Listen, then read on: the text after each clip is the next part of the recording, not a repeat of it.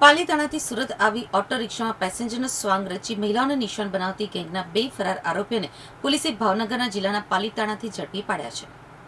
સુરત શહેરમાં મહિલાઓને ટાર્ગેટ બનાવી સોનાના દાગીનાની ચોરી કરતી આંતર જિલ્લા ગેંગનો પાલ પોલીસે પર્દાફાશ કર્યો છે.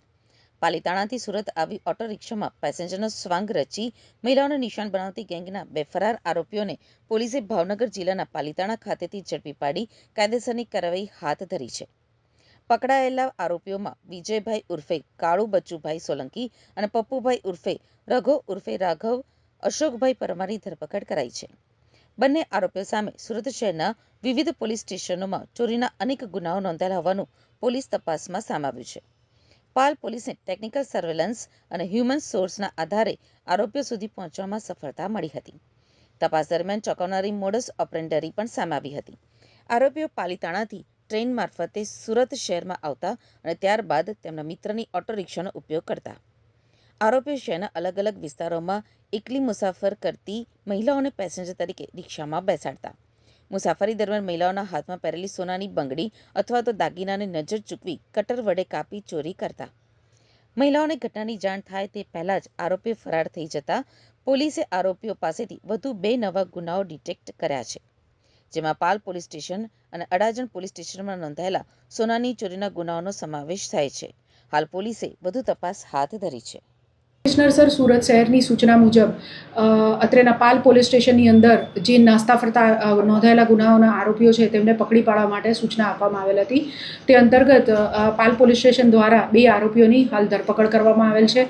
આ ગુનાના કામે વિગત જોઈએ તો એક ગેંગ જે પાલીતાણાથી સુરત આવી એકલ લોકલ જે મહિલાઓ હોય, સિનિયર સિટીઝન હોય, એમને રિક્ષામાં બેસાડીને અને તેમના સોનાના દાગીના કટરથી કાપી નજર ચૂકવી વાતચીતમાં ફસાવીને ઉતારી લેતી હતી. આ ગેંગ વિરુદ્ધ જે ગુનો પાલ પોલીસ સ્ટેશનની અંદર માર્ચ મહિનામાં ફરિયાદ મળતા દાખલ કરવામાં આવેલ હતો.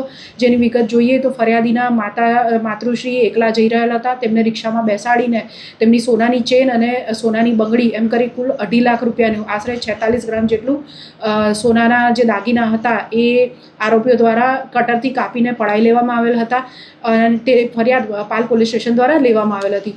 આ કામે અગાઉ કાશીરામ જાદવભાઈ સોલંકીની ધરપકડ પાલ પોલીસ સ્ટેશનમાં કરવામાં આવેલ હતી, જેની પૂછપરછ દરમિયાન અન્ય આરોપીઓના નામ ખોલવામાં આવેલ હતા.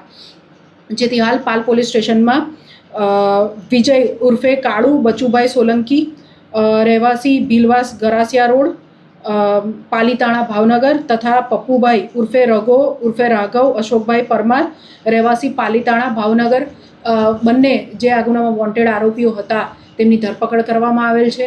આ બંને આરોપીઓના રિમાન્ડ લઈ વધુ પૂછપરછ હાથ ધરી અન્ય આરોપીઓના લોકેશન તથા જે સોનાના ચેન હજુ સુધી મળી આવેલ નથી તે અંગે તપાસ પાલ પોલીસ સ્ટેશન દ્વારા કરવામાં આવી રહેલ છે. આ ગુનાના આરોપીઓનો ગુનાહિત ઇતિહાસ જોઈએ તો હાલ પાલ પોલીસ સ્ટેશન ઉપરાંત અડાજણ પોલીસ સ્ટેશનમાં પણ તેમની વિરુદ્ધ ગુનો નોંધવામાં આવેલ છે. સાથે સાથે અગાઉ સુરત ગ્રામ્ય અને રાંદેર પોલીસ સ્ટેશનની અંદર સમાન પ્રકારના ગુના તેઓની વિરુદ્ધ નોંધાયેલ છે. સદર આરોપીઓની અગાઉ પાસા પણ સુરત શહેર પોલીસ દ્વારા કરવામાં આવેલ છે.